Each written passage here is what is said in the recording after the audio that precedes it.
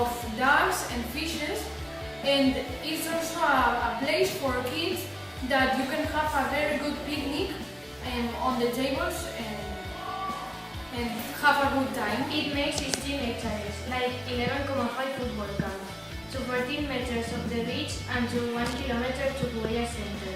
It stopped working on August 3 of 2010.